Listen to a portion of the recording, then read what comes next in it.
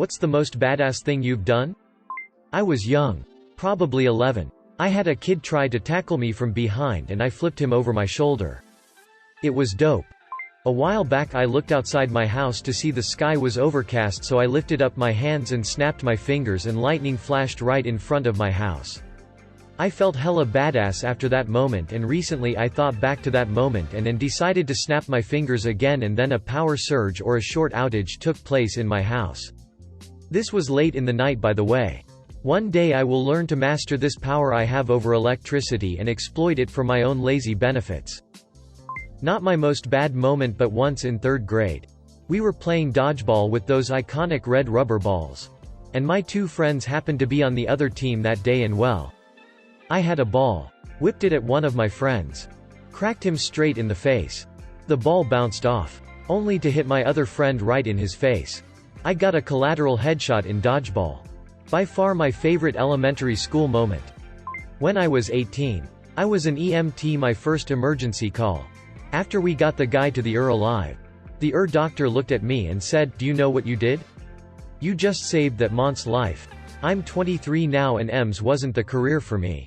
But I still think about that moment a lot.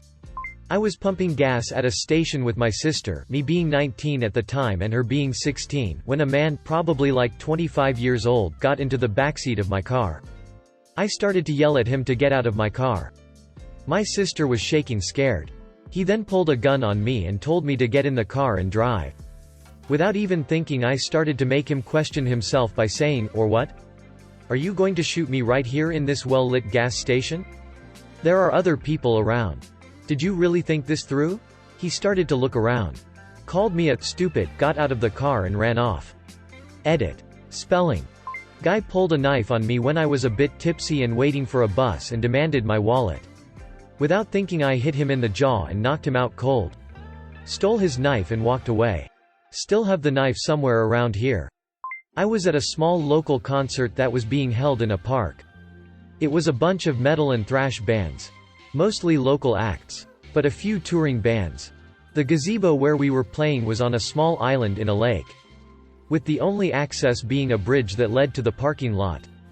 The event organizers had a couple of people stationed on the bridge to take tickets. It was a pretty cool setup to just be available for us to rent out. Everyone was being pretty chill and enjoying the show. There was a mosh pit with a few guys. But there was plenty of room. Then this group of idiots shows up. 70% of this crowd is underage. But these guys show up drunk and with more beer and immediately start causing trouble. They are asked to leave. And told the cops are being contacted. Tensions are high. Yelling and cussing all over. But hey, they are leaving now. Maybe we can go back to enjoying ourselves. One of the organizers walked behind them while she was escorting them out, phone in hand. Just as they reached the bridge, this guy turned around and slapped the out of her. I saw red. The stage was about 50 meters from the bridge and I broke into a sprint heading for this guy, ready to whoop his. I'm halfway there, all 5 of these guys turn and run. I'm a big guy. But still, I didn't expect all 5 to run. I get to the chick that got slapped and I stop running. She is safe and I'm feeling like a badass for chasing these guys off. Then I turned to see that all of the no less than 200 people at the show saw the same thing I did and were right behind me, ready to stomp these guys onto the ground. So, I didn't chase them off myself. But I basically led a battle charge. My brother and I are close in age, so we grew up always playing on the same hockey team together. I'm a girl who's 1 year older than him and was often the only girl on the team. Anyways, during one particular game when he was 11 and I was 12, this one kid on the other team kept on picking on my brother. He finally illegally tripped my brother and my brother slid head first into the boards. The kid got a penalty and went into the box. I decided that when he got out I was going to make my revenge. As soon as he got out I skated towards him at full speed. Put my stick between his feet and flipped him onto his head with one swift motion. Looked down at him and told him to leave my little brother alone. Then happily skated over to the penalty box while my parents cheered me on from the stands. All the kids on my team thought it was pretty badass, so I'm pretty sure that's the most badass thing I've done. It's also one of my favorite memories. So I was chilling at my really rich friend's house in high school with a few buddies just smoking a joint outside in the winter, and we hear whimpering, crying. We notice his dog is missing, and soon after our worst fear becomes reality as we see it's him we heard out on the frozen lake. He walked a good 200 feet out and fell through. Freaking out and stoned, we run to the neighbor's beach that was closer to him. Get in their canoe and start chopping through the ice, pushing ourselves forward inch by inch. About 2/3 of the way out, I broke the solid wood oar clean in half trying to force ourselves out to him. We make it there, and somehow he's still managing to stay afloat in the freezing water after being stuck at least 15 to 20 minutes. I was at the front of the boat, so I got to him first. Now keep in mind, this is an absolutely soaked 90 pounds dry dog, and I'm 5 feet 7 inches 120 pounds, but thanks to adrenaline I pulled him out like he was a chihuahua. We get him to the nearest animal hospital, which was like 25 miles away since it was late at night, and he made it. Lived another approximately 10 years after that. When I was around 11, my mom's ex-husband was in the other room beating the shit out of her. I had finally had enough, and I just called the police and hung up because I knew they'd come, but I couldn't let him hear me talking. I then started recording with my phone so I could have it for when the cops got there. The cops showed up 10 minutes later because we lived in a small town at the time. They came just in time to save my mom's life. My mom's ex-husband had been loading his gun. I often think about how things would have gone down if I just let it happen like I let it happen all those years before. This is probably not as badass as everyone else's story, but my mom thinks it is. I chased a man down at the mall who had stolen a woman's purse. Tackled him. And restrained him until security showed up. Then went to Cinnabon and treated myself. I ate the Cinnabon in one bite.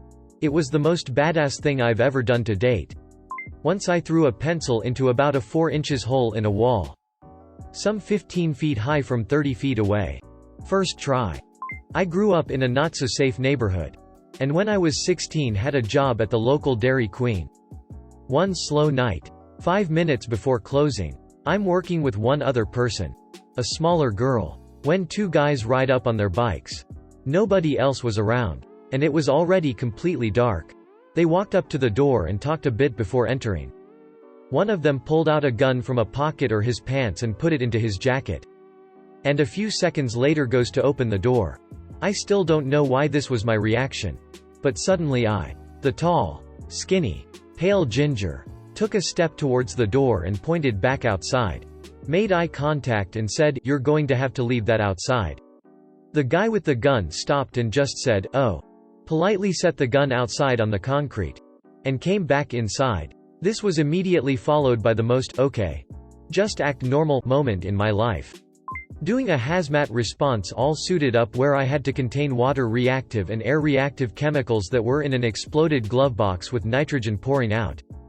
Blood everywhere from the researcher involved on a timer to beat the emptying nitrogen cylinder. I was on a tall rock at a beach and I pretended to waterbend a giant wave right as a big wave crashed at the base of my rock and the water rose like 20 feet in the air in front of me.